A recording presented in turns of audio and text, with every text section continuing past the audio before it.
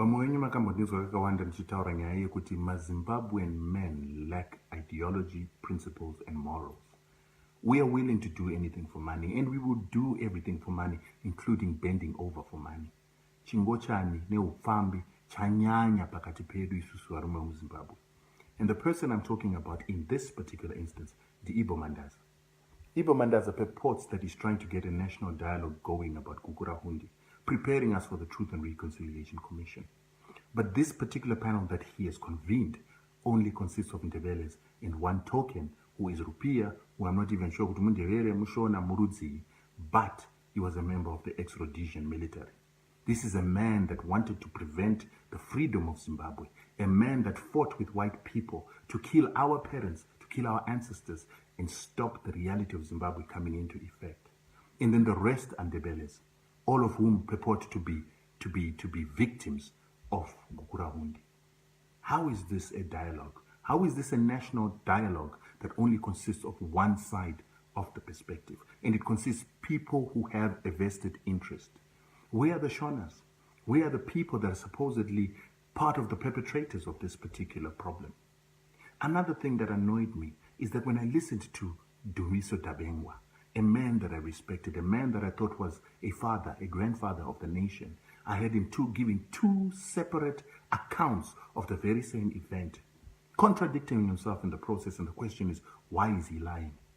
On one day, he tells us that the reason why Gukurahundi happened was because there was an arms cache that was found at ZAPU farms.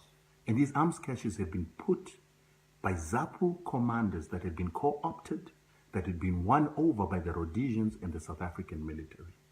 The South African military then paid these men to put an arms cache and then to allow ZANU-PF to find this arms cache. He then said that these very same commanders were then co-opted, taken to South Africa, and put to training as Super ZAPU. When have you ever heard any of the ZAPU officials talk about something called Super ZAPU? Why are they talking about it all of a sudden? Because it's in the reports that they know that people are beginning to read. They used to refuse that ZAPU officials were never involved. There were no dissidents, quite frankly. But now he's admitting that no, there were senior commanders within ZIPRA that were co-opted and were trained by the South Africans, financed by the South Africans, to come back into Zimbabwe and destabilize Zimbabwe. But then the next day, he goes on a tangent. He then says that Gukurahundi was started because of ZANU-PF, in collaboration with the British, wanted to defeat and destroy ZAPU. So therefore, they went to ZAPU farms where they knew that there were weapons caches. Weapons caches that ZAPU were keeping because they did not trust ZANU. But I thought that there had been a demobilization and a disarmament, so why were they still keeping those weapons? He then goes on to say that yes, there were top military officials from ZAPU that were then recruited by the Rhodesians together with the South African government to train in South Africa as Super ZAPU, then so that they can destabilize Zimbabwe. So now I'm trying to understand his story. Is he saying that the Rhodesians, together with the British government, were in cahoots with the Zimbabwean government and the South African government to destabilize Zimbabwe? These two poles of stories cannot be reconciled.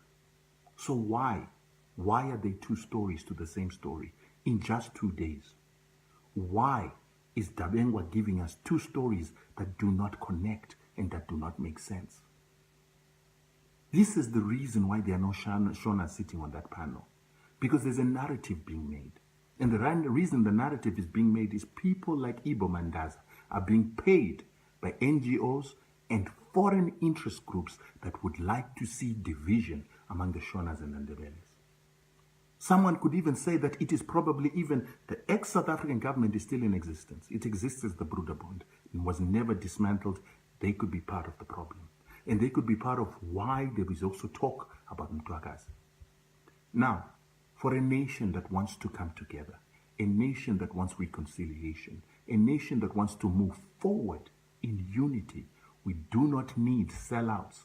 We do not need men who bend over for money like Ibo Mandaza involved in our reconciliation process. Our president has agreed to have this, signed in this Truth and Reconciliation Act for a purpose and a reason. And that purpose and the reason should be to hear the two sides of all things that happened, including the violence and the victimization that happened even while we were still in the bush. ZANU-PF and ZIPRA did not start fighting each other when they came from the bush. They started fighting long before that. The issues of Ndumbane, the issues of Seke, Konmara, have to be discussed. Why the president had to run away from his state house that was in Bulawayo has to be discussed. We need to get to the bottom of this. Not so that we point fingers, but so that we do not repeat those mistakes again.